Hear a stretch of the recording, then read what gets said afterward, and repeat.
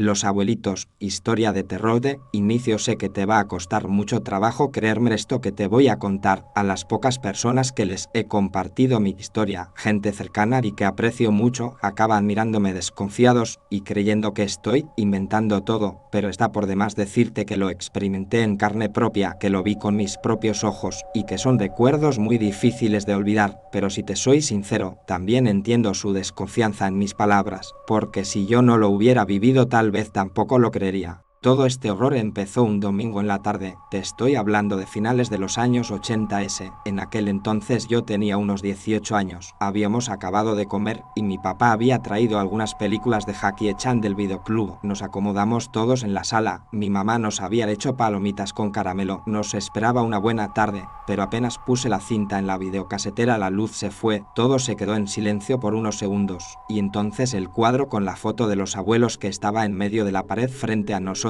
sin más se cayó, como si alguien lo hubiera descolgado. Del golpazo contra el suelo todos saltamos asustados. El vidrio se hizo pedazos y el marco se partió en dos. La imagen en blanco y negro de los abuelos quedó toda maltrecha sobre el piso. Todavía ni nos reponíamos del susto cuando el foco de la sala empezó a parpadear y la televisión empezó a encenderse y apagarse sola. Yo pensé en ese momento que tal vez había un corto en la instalación, pero tras unos segundos el foco y la televisión se apagaron al mismo tiempo y todo volvió a quedar en silencio. Volté a ver a mi hermano Gerardo y después a mis papás. Todos parecíamos un poco sorprendidos, pero también me di cuenta que mi papá se veía más pálido que de costumbre y tenía la mirada fija sobre la fotografía de los abuelos en el piso. Parecía conmovido, y entonces empezó a ladear la cabeza muy despacio de lado a lado sin quitar la mirada de la imagen. La verdad, sí se veía muy macabro haciendo eso, sí me dio miedo. Mi mamá, que estaba a su lado, le habló por su nombre un par de veces pero no reaccionó, y no fue hasta que lo sacudió suavemente por el hombro que pareció que regresaba de ese trance.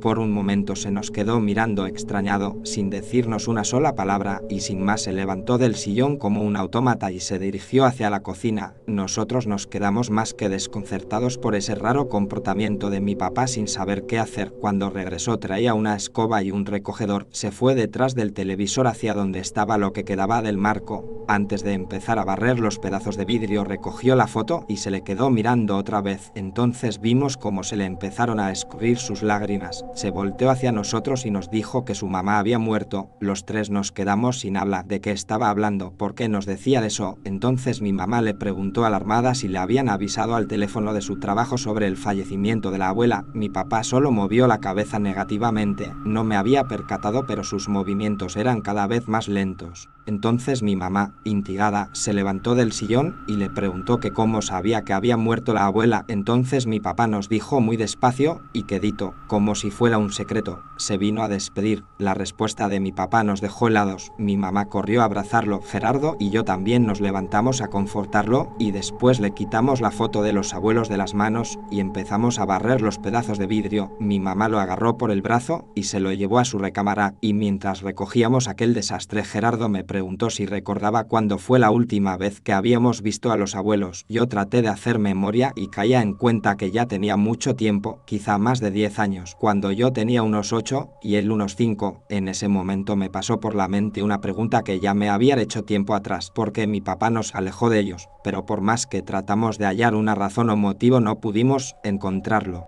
Mientras Gerardo se fue a tirar los pedazos de vidrio al bote de la cocina, yo le eché un ojo al apagador del foco de la sala, por si estaba sumido o roto, pero no, al parecer estaba bien, y después revisé el contacto donde estaba enchufada la televisión para ver si encontraba alguna parte del cable pelado o chamuscado, pero no encontré nada, ni siquiera el olor de plástico quemado. Gerardo regresó de la cocina y nos volvimos a sentar ahí en la sala. No había regresado la luz, entonces pensamos que el problema podría ser del transformador que estaba en la esquina de la calle. En ese momento mi mamá salió de la recámara y se fue a sentar con nosotros. No tuvimos que preguntarle, nos dijo que había acostado a mi papá, que tenía algo de temperatura y que le había dado un par de pastillas para que se le bajara, pero que lo estaría checando a cada hora porque si no se normalizaba habría que llevarlo a urgencias. La noté preocupada. Los Los tres guardamos un profundo silencio. Yo creo que ninguno quería hablar del extraño comportamiento que había tenido hace un rato mi papá, ni mucho menos mencionar eso de que la abuela se había venido a despedir de él, pero en ese momento sonó el teléfono sobre la mesita al lado del sillón. Los tres saltamos del susto otra vez. Mi mamá, que estaba más cerca, contestó, levantó el auricular. Al parecer era para mi papá. Ella dijo que estaba un poco indispuesto, pero que si gustaba dejar el recado que ella se lo pasaba.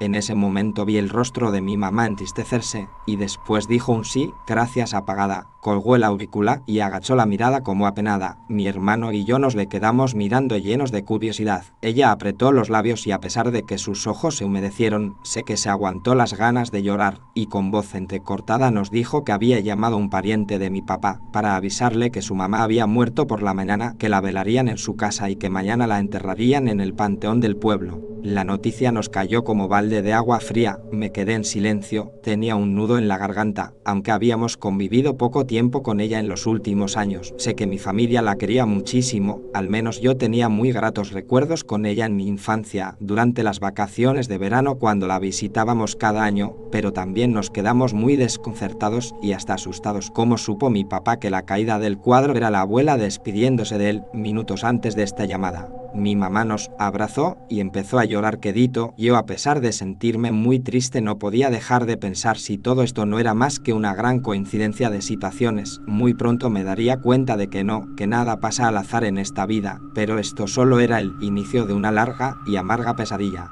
Mi mamá dejó dormir otro rato a mi papá antes de despertarlo y darle la mala noticia. Como todavía no llegaba la luz y ya empezaba a oscurecer, pusimos velas en toda la casa. La verdad es que empezamos a sentir un ambiente bastante pesado y denso después de la llamada telefónica, y no sé si esto tenga que ver, pero empezó a hacer mucho frío dentro de la casa. Se me hizo muy extraño porque aparte de que estábamos en pleno verano, al salir para echar ojo al transformador en el poste de luz, afuera se sentía demasiado calor. La casa nunca había sido fría, pero todos terminamos arropados y sentados otra vez en la sala. Entonces mi hermano Gerardo le preguntó a mi mamá si sabía las razones del por qué habíamos dejado de ir con los abuelos durante tanto tiempo. Mi mamá nos miró con cierto pesar y respiró resignada. Después de un breve silencio nos dijo que ya teníamos edad para saber y entender ciertas cosas.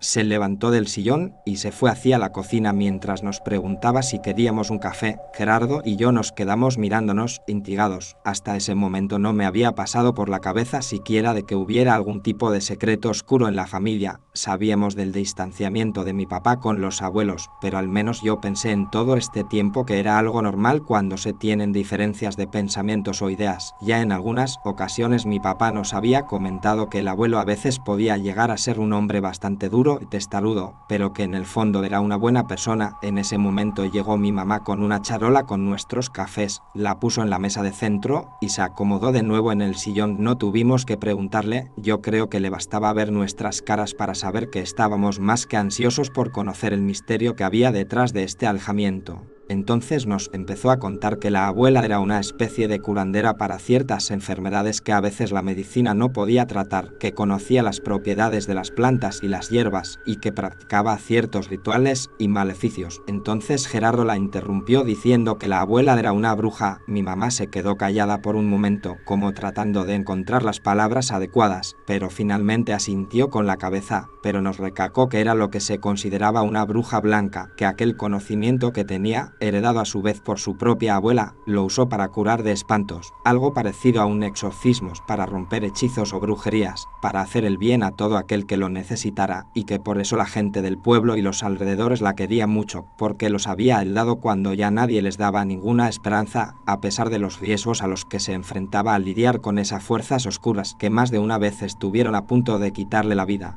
En ese momento se me vinieron a la mente varias imágenes borrosas de mi infancia, en donde veía a mi abuela sosteniendo con una mano la cabeza de una persona que parecía convulsionarse, mientras rezaba algo que no entendía. En otra imagen aparecía yo en el piso y mi abuelo agarrando a una persona por el cuello. Mi mamá hizo una pausa mientras le daba un sorbo a su café. La verdad, Gerardo y yo estábamos más que impactados con todo esto. No podía creer que la abuela hubiera sido una bruja real todo este tiempo y nosotros sin darnos cuenta. Entonces, sin pensarlo mucho, le pregunté a mi mamá si el abuelo era un brujo también. Bajó la taza muy despacio.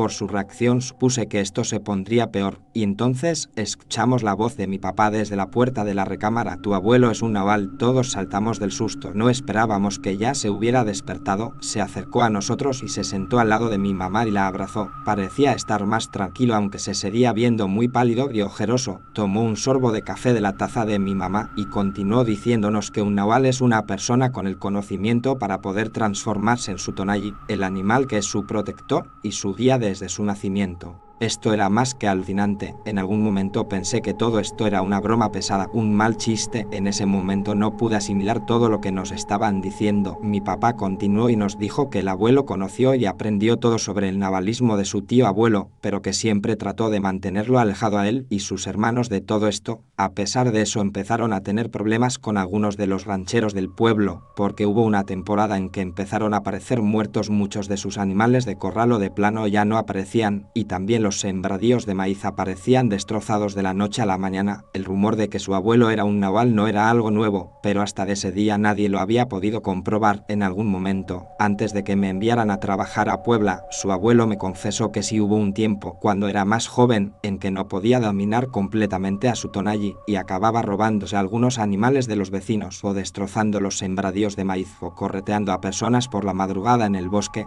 pero que todo eso había quedado atrás cuando conoció a la abuela, que desde la primera vez que la vio ella supo quién era sin decírselo, y que con el tiempo le fue aprendiendo muchísimas cosas más.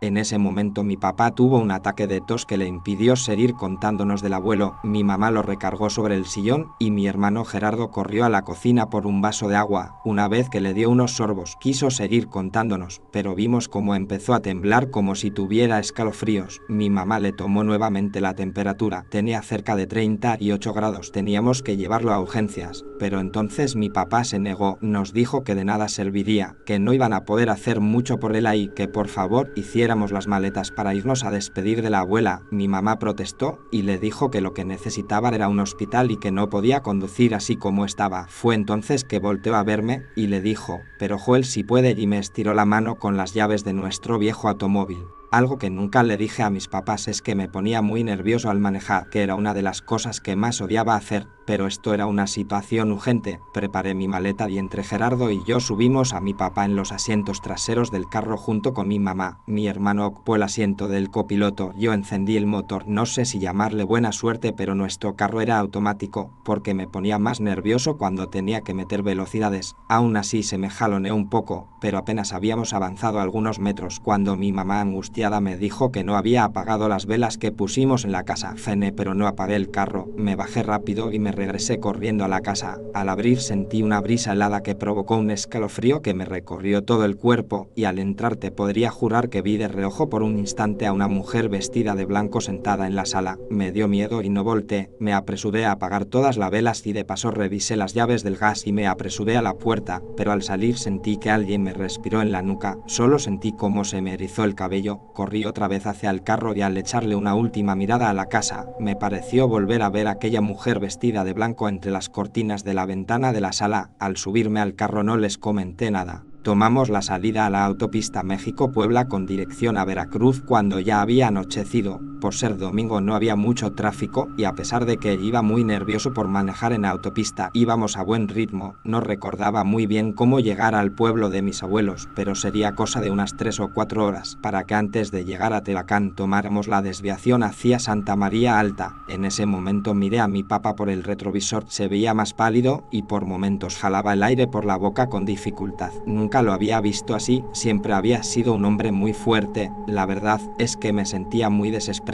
porque no sabía si estábamos haciendo bien en no llevarlo al médico, pero casi nos había exigido que lo lleváramos primero a despedirse de la abuela. Me sentía tan agobiado que ya no sabía ni qué hacer. Tenía la cabeza hecha un lío, pero ver a mi mamá poniéndole algunas compresas en la frente con tanta dedicación y ver a mi hermano preocupado pero entero, me tranquilizó mucho.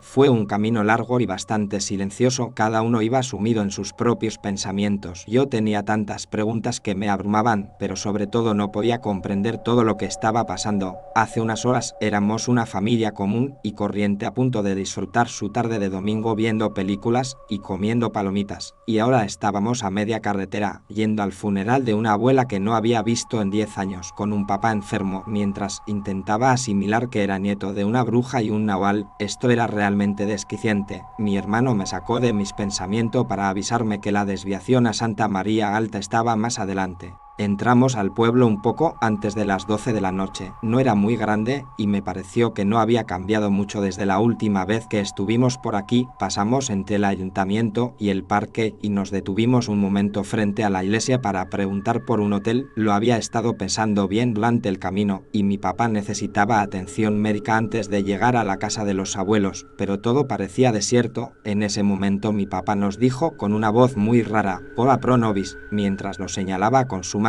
temblorosa la iglesia. Los tres nos le quedamos mirando extrañados. Esa no era su voz, esto era más grave de lo que pensábamos. Gerardo se bajó y se acercó a un sitio de carros de alquiler. Ahí le pudieron decir en dónde nos podíamos hospedar. Mientras nos instalábamos en la habitación recostamos un rato a mi papá en la cama. Su temperatura había bajado un poco, pero seguía con los escalofríos y por momentos murmuraba algo que no entendíamos. Pensamos que estaba delirando. La casa de los abuelos ya no estaba lejos de aquí, entonces le comenté a mi mamá que saldría a buscar un doctor para que lo viera y así irnos más tranquilos. Ella asintió con la cabeza. Salí de la habitación y me dirigí a la recepción. Le pregunté al joven que nos había atendido si conocía a un médico cercano que nos pudiera recibir a esta hora. Lo pensó por un momento y me dijo que podía telefonearle al que los apoyaba a ellos. Se lo agradecí mucho y le pedí de favor si podía avisarnos cuando llegara. Entonces me regresé por el pasillo por donde había llegado. Cuando empecé a escuchar los gritos desesperados de mi mamá, corrí a la habitación. Al abrir la puerta vi a mi hermano y a mi mamá tratando de sujetar a mi papá, quien parecía que se convulsionaba sobre la cama. Me apresuré al darles, pero al querer agarrarlo por el brazo, me di cuenta que su rostro estaba totalmente amarillento y su piel parecía cuarteada. Se me quedó mirando fijamente, sus ojos estaban completamente enrojecidos, y entonces se empezó a burlar de nosotros mientras repetía una y otra vez "Ora pro nobis", primero en voz baja y después empezó a gritarlo. Estuvimos forcejeando con él durante un buen rato, hasta que poco a poco se fue tranquilizando y finalmente se quedó como dormido. En ese momento nos derrumbamos en la cama junto a él. Mi mamá y mi hermano empezaron a llorar. Yo estaba como bloqueado, no podía entender qué carajos le estaba pasando a mi papá. En ese momento tocaron a la puerta de la habitación y se oyó una voz al otro lado de la puerta. "Soy el médico". Me apresuré a abrirle. Al abrir me encontré con un señor bajito, de traje, con el cabello blanco. Se me quedó viendo por un momento. Lo invité a pasar. Dejó su maletín en una silla y se acercó a mi papá. Prácticamente se quedó congelado frente a él. Solo se le quedó mirando unos segundos y sin decirnos ni media palabra se dio media vuelta y se dirigió hacia su maletín a guardar sus cosas. Yo fui tras de él y le pregunté qué pasaba. Sin alzar la mirada me dijo que lo que tenía mi papá él no lo podía curar, que no necesitaba un médico sino un sacerdote o una curandera blanca y de las buenas, como tu abuela.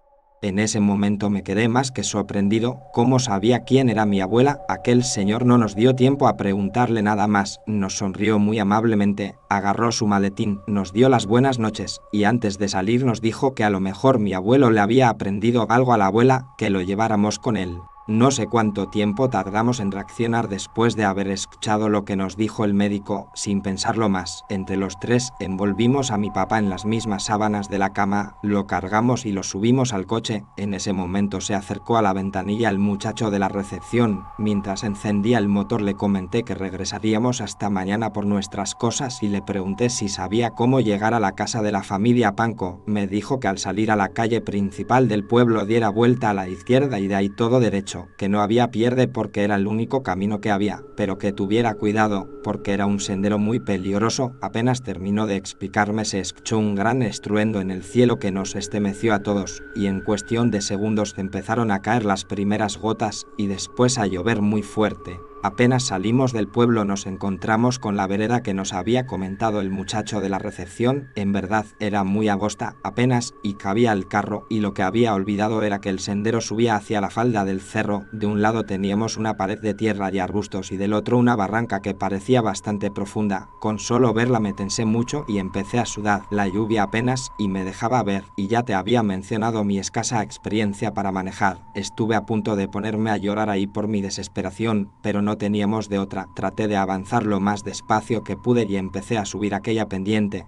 Al principio iba a vuelta de rueda, pero las llantas empezaron a resbalarse con la tierra y el agua que bajaba. Apreté un poco el acelerador, sentía todos los músculos de mi cuerpo rígidos y lo que me faltaba en ese momento, los faros delanteros empezaron a parpadear, sentía el estómago revuelto y unas inmensas ganas de vomitar. Seguimos avanzando con mucho cuidado, pero hubo un momento en que una de las llantas de atrás se patinó en la orilla de la vereda por el lodo y el carro se fue para atrás. Mi mamá dio un grito muy fuerte y se abrazó a mi papá. Yo aceleré para que no me venciera el peso. Aún así sentimos el jalón. Si te soy sincero, en verdad creí que ahí íbamos a morir, que el carro no aguantaría y que nos iríamos de espaldas hacia la barranca. No sé si fue mi instinto de sobrevivencia o alguien nos cuidaba desde allá arriba, pero en un acto desesperado, agarré el volante lo más fuerte que pude y pisé hasta el fondo el acelerador. Sin mentirte, fueron los segundos más angustiantes de mi vida, y entonces nuestro viejo cacharro empezó a avanzar otra vez. Yo sentí que me regresaba el alma al cuerpo, miré por el retrovisor y vi a mi mamá abrazada a mi papá rezándole quedito. Volté a ver a mi hermano, estaba agarrado hasta con las uñas del asiento, estaba pálido y tenía la mirada fija hacia el frente, sudaba igual que yo. Al regresar la mirada al camino distinguí que había una curva muy pronunciada, dejé de acelerar.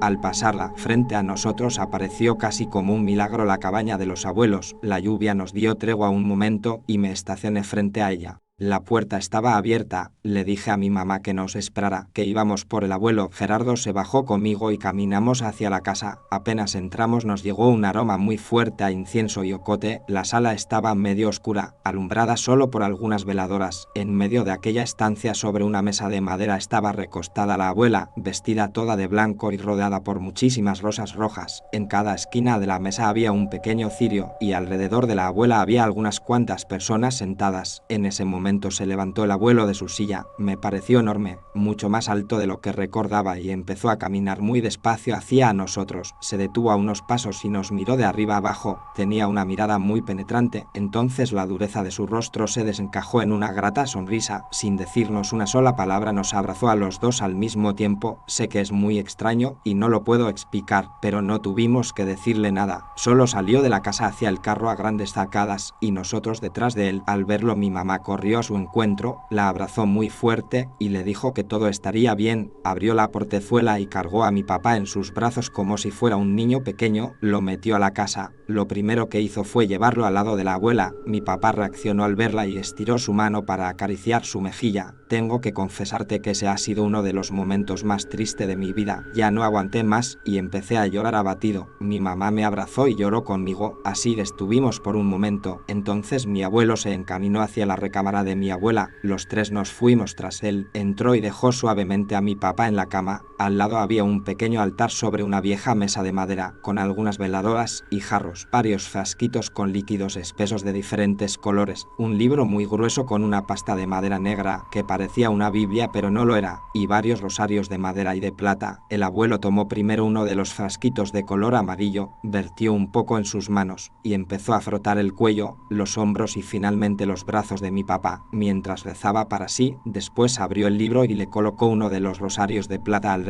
Con una mano lo sostuvo y con la otra agarró la cabeza de mi papá y empezó a leer en voz alta, en un idioma que desconocíamos, varios pasajes que terminaba con ora pro nobis. Poco tiempo después me enteraría que era latín, y entonces mi papá empezó a convulsionarse como nos había pasado en el hotel, pero bajo la mano fuerte del abuelo. Por más que forcejara, mi papá no pudo zafarse de él, parecía un muñeco de trapo. Cuando pareció calmarse, mi abuelo lo enderezó un poco y le dio de beber unos tragos de uno de los jarros que estaban en el altar y después lo recostó nuevamente. La respiración de mi papá se empezó a normalizar, parecía que estaba dormido.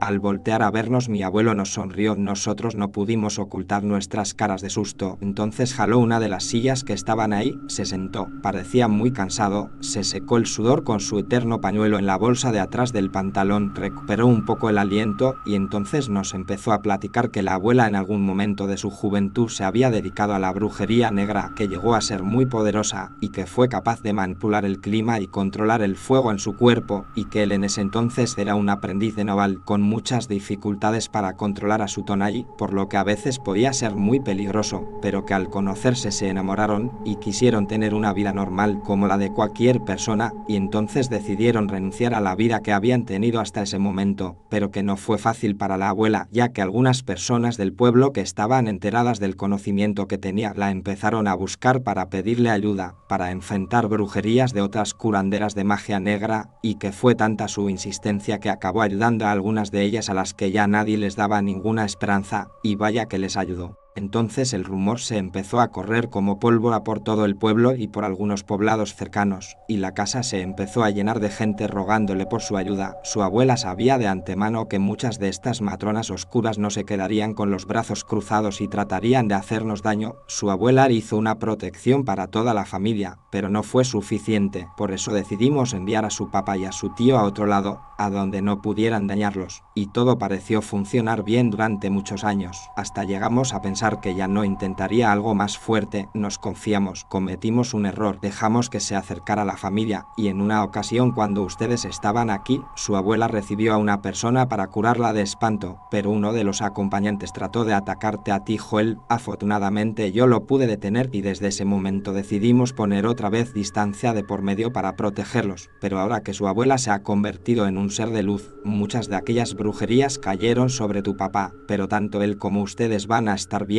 se los prometo. El abuelo hizo una pausa y en ese momento escuchamos un leve quejido que venía de mi papá. Nos acercamos a la cama, ya no estaba tan pálido, al vernos trató de sonreírnos. El abuelo se acercó y lo abrazó, lo arropó nuevamente y le dijo que tenía que descansar, que en unas horas estaría bien. Mi mamá nos dijo que ella se quedaría con él. Gerardo y yo salimos del cuarto y nos fuimos a sentar junto a la abuela. Fue una madrugada muy larga, pero estaba más tranquilo. Al parecer mi papá estaría bien. Un poco antes del amanecer mi abuelo nos mandó a dormir un rato, nos dio la vieja habitación en la que nos quedábamos de niños, nos recostamos. Gerardo cayó como piedra, pero yo no podía dormir. Cada vez que cerraba los ojos, me aparecía aquella imagen de la mujer de blanco en la sala de la casa, y entonces volvía a sentir ese miedo y me despertaba asustado. Así estuve hasta que salió el sol. Por la mañana empecé a escuchar el rumor de mucha gente como si rezaran. Me levanté alarmado y desperté a Gerardo. Cuando salimos del cuarto apenas y podíamos pasar del gentío que había en la casa, todos se arremolinaban alrededor de la abuela. Entre empujones nos acercamos a ella. Ahí estaba mi papá repuesto completamente, con el abuelo y mi tío Horacio, quien al vernos nos abrazó emocionado. Teníamos muchos años de no verlo. En ese momento mi abuelo nos pidió que le ayudáramos con mi abuela. Junto a la mesa habían colocado un ataúd de madera negra. La cargamos entre todos y la depositamos adentro suavemente, y después la llevamos hacia la carroza que ya nos esperaba en la puerta de la casa. El trayecto al panteón fue lento, bajamos por la pendiente enlodada vuelta de rueda hasta llegar a la entrada del pueblo y de ahí nos fuimos por la calle principal. Era impresionante la cantidad de gente que había, parecía que todo el pueblo estaba ahí para despedirse de la abuela. Al pasar arrojaban crisantemos blancos sobre su ataúd. Todas las calles por donde pasamos quedaron alfombradas de blanco. Finalmente llegamos al Campo Santo. Regresamos del panteón pasando el mediodía de aquel lunes. Mis papás y Gerardo se sentaron a charlar en la sala con el abuelo y mi tío. Yo me disculpé y me fui al cuarto. Apenas toqué la cama y me quedé profundamente dormido. Volví a soñar con aquella mujer vestida de blanco que vi cuando entré a la sala de nuestra casa, pero en esta ocasión no sentí miedo. Recuerdo que en el sueño me acercaba hacia ella y me sentaba a su lado, y entonces la reconocía. Era mi abuela, se veía mucho más joven. Ella me sonreía, parecía muy feliz. En ese momento me desperté llorando. No pude evitar pensar que mi papá tenía razón cuando nos dijo que se fue a despedir de nosotros. Al enderezarme sobre la cama me di cuenta que ya había anochecido. No tenía ni idea de qué hora era. Me puse una chamarra y salí del cuarto. En la sala no había nadie, pero la puerta de la casa estaba abierta. Salí, vi a lo lejos sobre el campo a mi abuelo de espaldas. Tenía la cabeza y los brazos alzados con las palmas hacia arriba, como si estuviera rezando al cielo. En ese preciso momento empecé a escuchar muchos aullidos lastimeros entre los bosques cercanos, y sobre las sombras de los cerros frente a él vi decenas de bolas luminosas que parecían brincar sobre los montes. Días después regresamos a casa. En esa ocasión ya pudo manejar mi papá, y aunque fue un viaje silencioso, sabíamos de alguna manera que estaríamos bien. Estuvimos visitando al abuelo al menos 2 veces por año hasta que murió hace algunos meses a la edad de 90 años. En unos días visitaré la casa de los abuelos para arreglar algunos asuntos pendientes. En esa ocasión llevaré a mis 2 hijas adolescentes para que conozcan la asombrosa historia de sus bisabuelos.